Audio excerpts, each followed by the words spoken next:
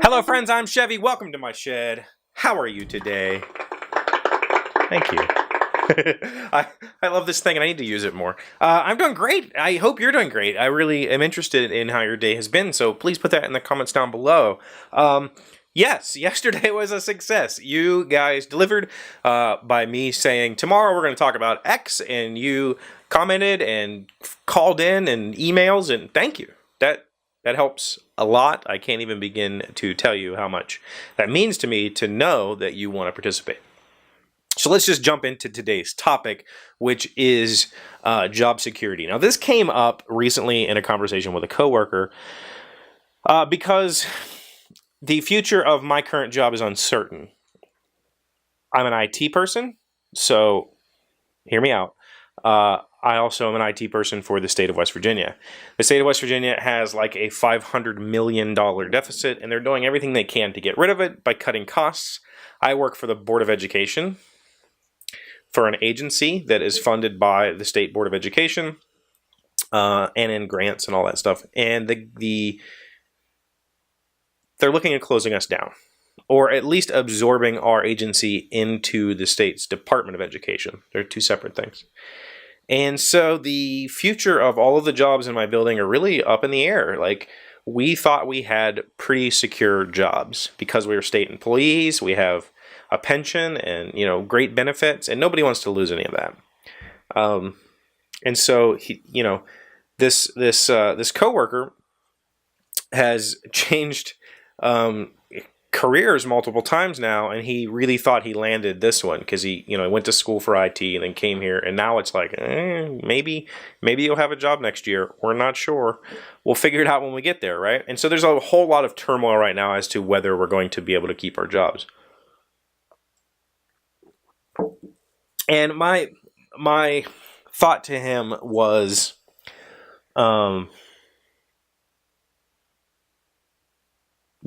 you should never feel secure. There's no such thing as job security. There is career security, but those are not the same thing.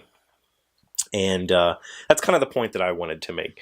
When I was 24, I was in management at an automotive dealership as a parts department manager. In the Marine Corps, I did warehouse management and warehouse control, so I was very familiar with the process of ordering and stocking and stock levels and all that stuff. And I was new, 24 years old. I was new to the idea of managing, so I had a team of 7 employees or so.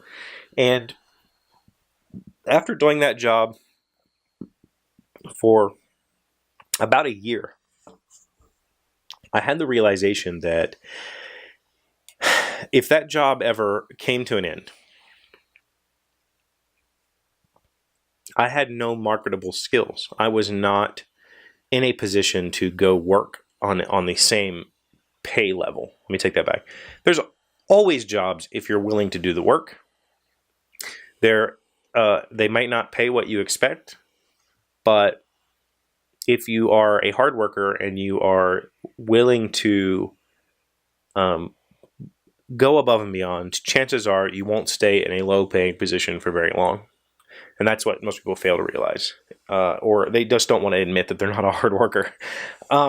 So I made a point at that point in time to figure out a way to develop a marketable skill. And that's when I went to become an automotive mechanic. An opportunity appeared to me to get paid to be a mechanic while learning how to be a mechanic. Now, I'd already basically been a mechanic for most of my life because my father taught auto mechanics for 32 years. But I still didn't know how to be a mechanic. I knew how to fix cars, but that's not the same thing.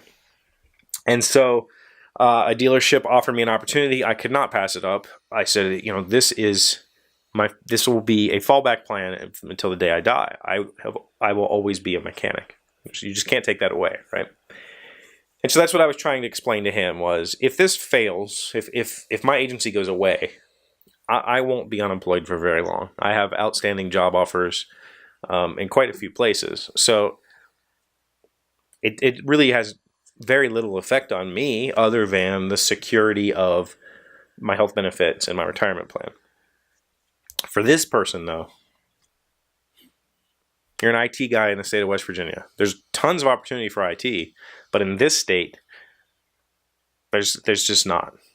So it's kind of a, where do you go from there? Well, you know, he worked in retail and he loved it, and he could always go back to that. But yeah, I personally, I don't think the idea of a one job career exists anymore like it used to. You know, my grandfather was a parts salesman for a parts store, automotive parts distributor for, you know, he retired from that. You know, I think, or maybe he died before he retired. I'm not sure, but that's all he ever did. He had that one job. My dad taught for 32 years. And so there are still a few fields, like especially teaching, where you can be fairly secure as long as you're not a screw off or you know, you mess up. You can be pretty secure, but you have to be willing to make yourself indispensable.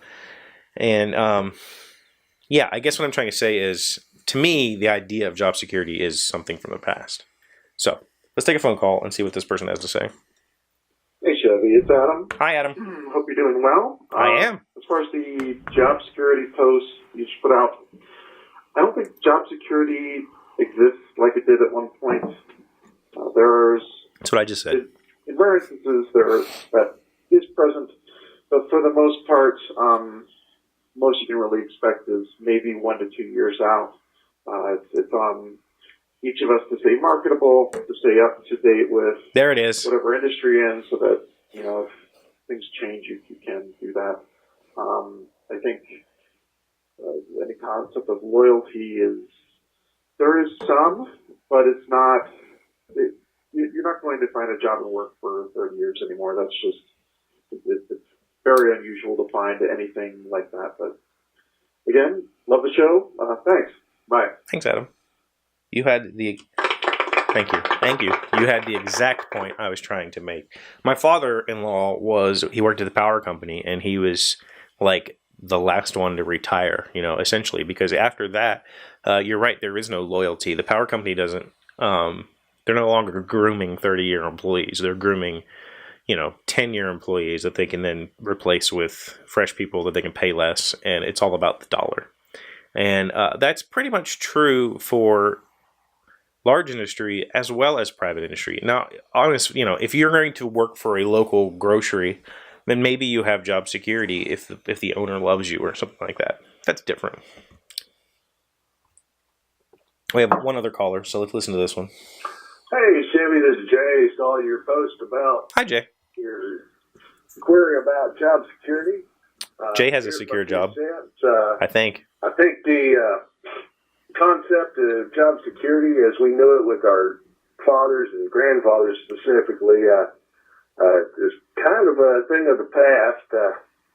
About 20 years ago when I graduated college, even then it was projected that the average employee in their career path would change their jobs sometimes between 5 and 6 times.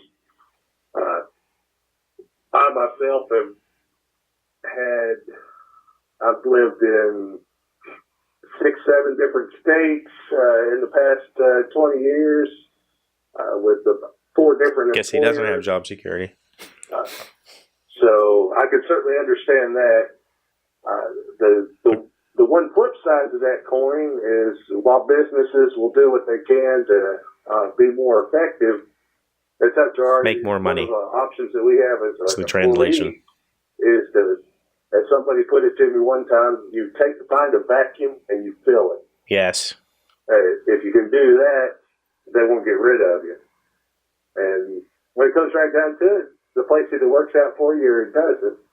It works both ways. It's, you know, a company's got to be good for you, and you've got to be a good fit for the company. If you're both good fits, then it works out. Good point. Then you just move on. You know, it's a mobile society we live in, and you know, we just keep moving until we find the right place.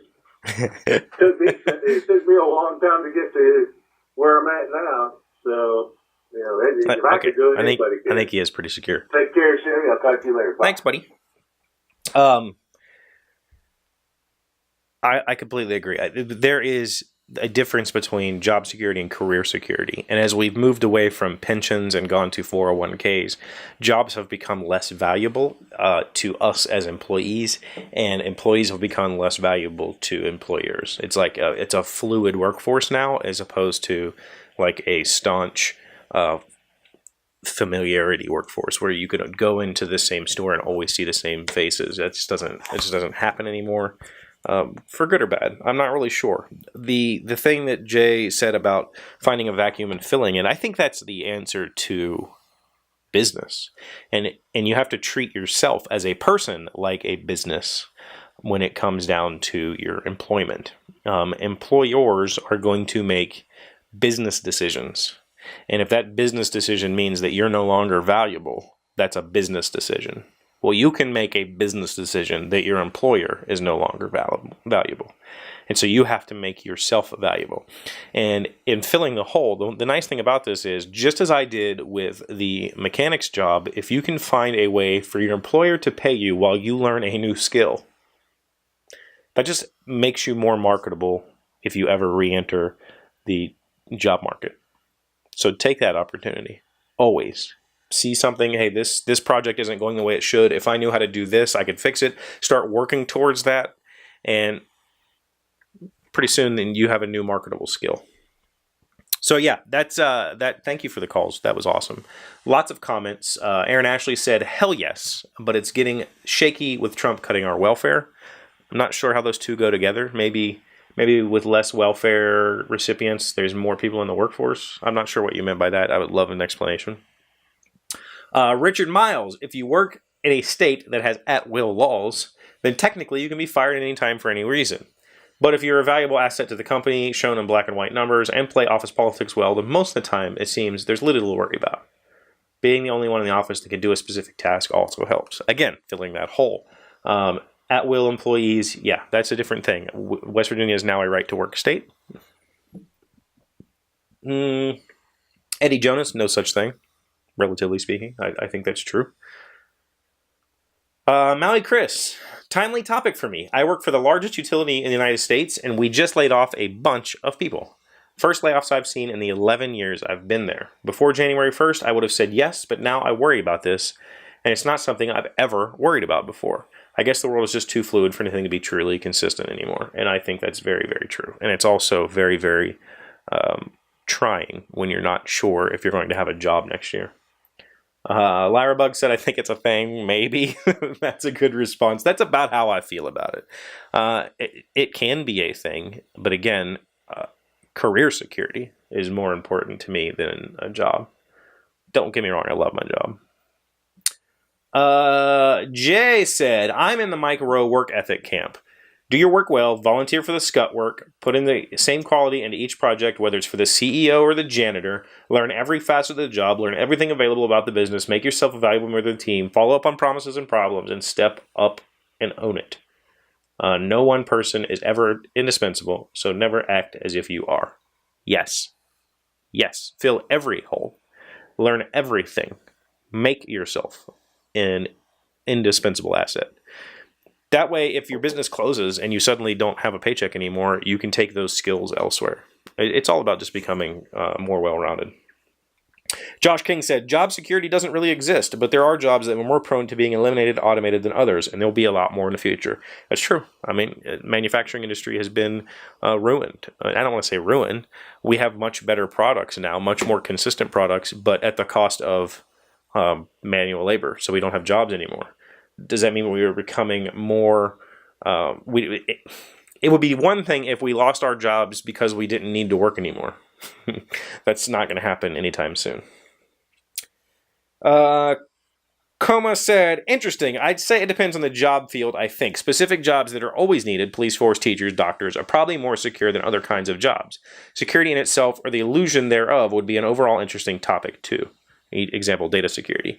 Yes, I will add data security to a list because I work with that quite a bit, and I need to learn more. I need to be better at data security. So thank you, Coma. All in all, I think everybody's basically on the same page. There's no such thing as a 30-year job anymore. Maybe there is, in a very small percentage of those. But that was the expected norm. In my grandfather's day, people would have loved to have had you that long. Nowadays, it doesn't make business sense to keep a person for 30 years than to replace them every so often so you can pay the next person less. That's just business, right? Business is not personal. So thank you, everybody who contributed. I really did appreciate all of your comments. Please, if you have any more to say about this topic, leave those in the comments below. Tomorrow, tomorrow's topic, we're going to talk probably about camera gear and maybe my gaming channel. If you have anything specific to cameras, photography, I should have an unboxing tomorrow. I should have gotten a new lens with a wide aperture. So if you have anything you want to talk about or tips you have on using a wide aperture lens, please leave those in the comments below. Otherwise, don't worry about it. I don't need comments every single day, but I really appreciate the comments you guys left for today. So thank you very much, as always, for being here. Thank you for liking and subscribing and commenting, and I will see you tomorrow. Hey, Doc, wait! I want to ask you something. Today's random fact comes from mps.gov. When did we get electricity? In 1882, Edison helped form the Edison Electric Illuminating Company of New York, which brought electric lights to part of Manhattan. Progress was slow. Most Americans still lit their homes with gaslight and candles for another 50 years. Only in 1925 did half of all homes in the U.S. have electric power.